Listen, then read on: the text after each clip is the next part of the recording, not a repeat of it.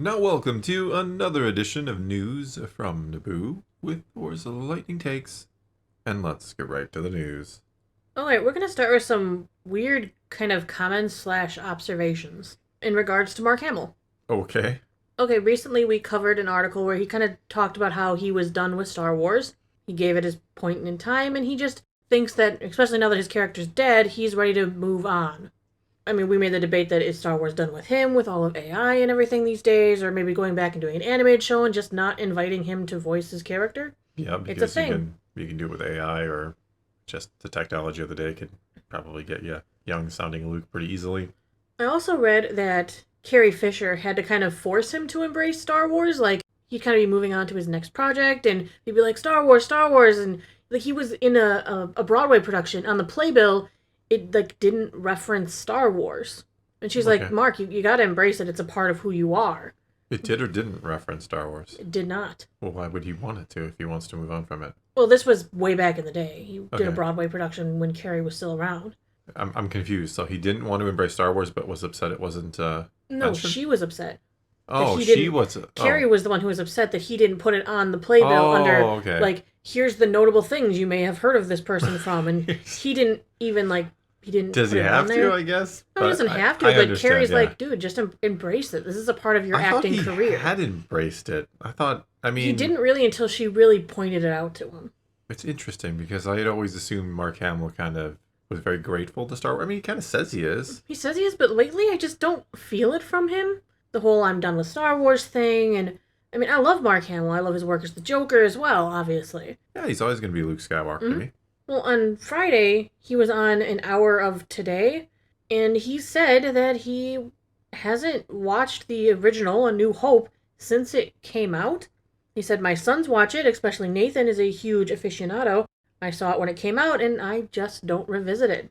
Okay. He says, I'm not one of those people that goes, hey, let's watch one of my movies. Well, I get that. I mean, I could get understand that, being yeah. like, well, I've been in it. Do I need to watch it all the time? But it is surprising that he hasn't You gone would- back and watched his, glory days as Luke Skywalker. Do you think it's painful? I mean, he's lost Carrie. He's lost a lot of it. Not just her, That's but one I mean, reason I think he'd go back to watch it again to kind of Maybe. relive those good times with your friends when you're youth. yeah. I mean, I know him and Carrie Fisher were very close, kind Very of like brother close. sister, like for real. And obviously, other actors now from the original are gone too. So maybe, I mean, it would be hard to go back and watch that now. But you would think over the years he would have been like, yeah, I watched Star Wars from time to Yeah, I time. would have gone. It just surprises me with, like I said, as close as a relationship he had with Carrie Fisher to not go back and revisit the good times.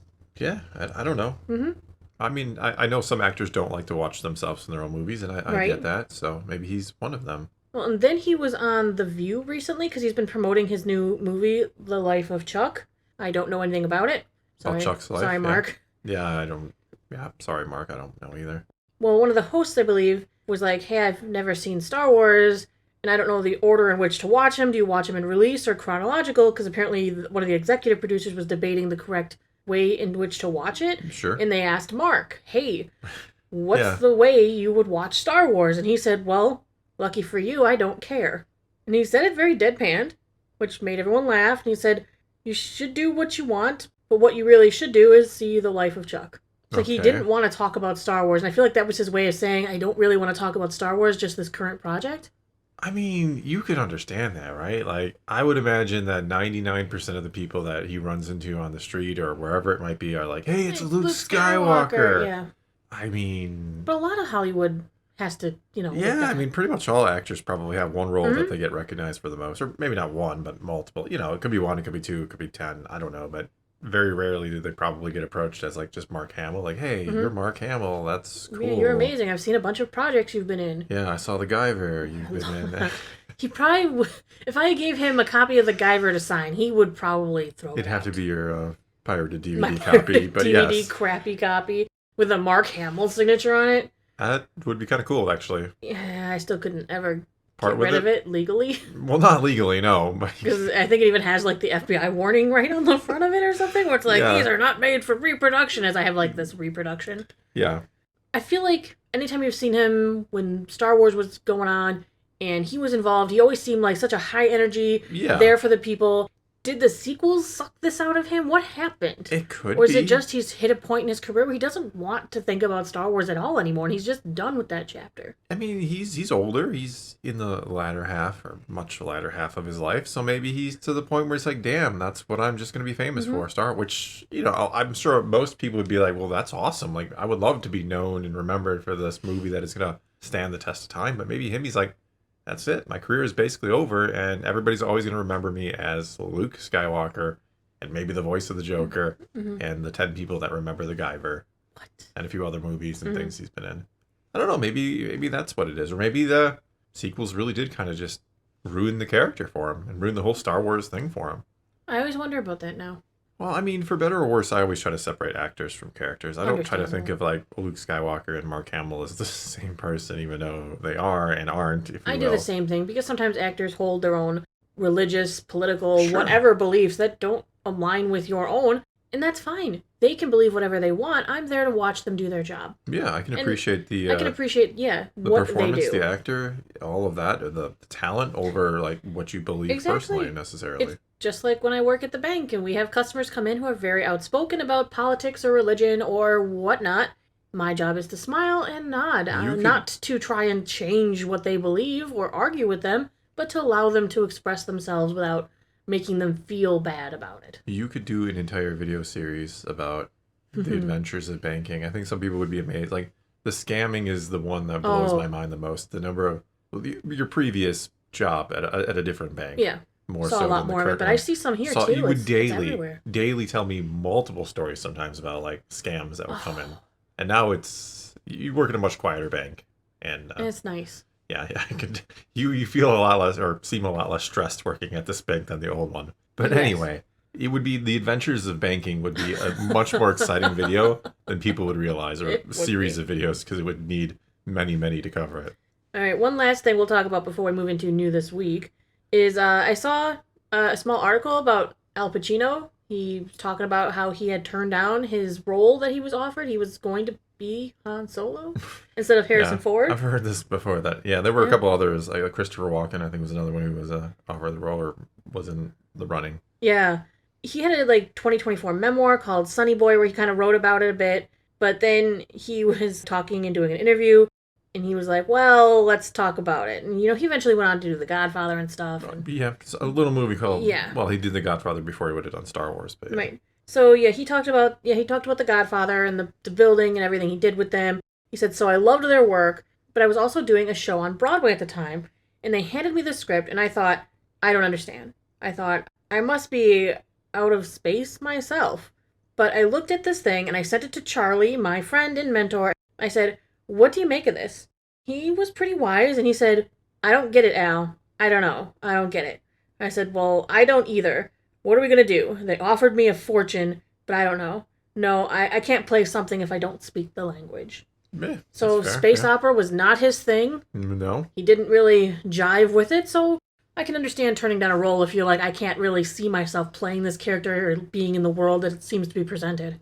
But apparently he was offered a fortune for it. I'm glad he did, because like Harrison Ford and Han Solo that's one of those. It's a perfect cast. Yeah, as much as I just said I separate characters from actors, sometimes like the perfect character and perfect actor kind of merge, and that Han Solo and Harrison Ford and that opened his career up to so much. Well, Harrison Ford? Yeah, absolutely. Yeah. He was in American Graffiti with Lucas before that. But I don't think he had done much else. No, but after that he got to be Indiana Jones. Hugely iconic character. You also brought up, I think yesterday, another movie he was in, The Witness. Yeah, I did. I did bring up The Witness. Yes, another one of his classic roles that everybody loves him and remembers him for, or has totally forgotten about, maybe. All right, let's move into new this week in Star Wars, etc. Tonight we do have part 2 of the Andor Me Monday that I did promise. It's tonight. It's tonight. It's a good one, too. We recorded it yesterday, and you had a good time? I had a good time with it, yeah. Tuesday, tomorrow, we have a book coming out, Star Wars Life Size. It is a canon reference book. I have to read the tagline so people kind of get that I think this is for a younger audience, but it is canon. Have you ever wondered how big a Wookiee is? Or how long a Wampa's claws are? Could you hold Yoda's lightsaber in your hand or face down Darth Vader? Are baby porgs really as cute as they look? discovering the actual size of these and other surprising characters, creatures, droids, and objects from the Star Wars galaxy. All right. I am slightly interested. I knew you would say that. Just because... Something tells me it's going to be in our bookshelf. To have like a real size reference on things, it's interesting. I mean, if the book's like, this is how big Yoda's lightsaber would be, and it's life size in the book, I'd be like, oh! That's tiny. I mean, yeah, I could get out a ruler and get out my lightsaber guide over there, but I don't feel like it. Size matters not. Yeah, he would say that. For more reasons than one, perhaps. Wednesday for comics, Rise of the Skywalker, adaptation number 5. It is the end. Yep. It is going to try to explain a few non-explainable things that happened in the movie. I know in the preview they kind of showed Landor's route. Landor? Landor.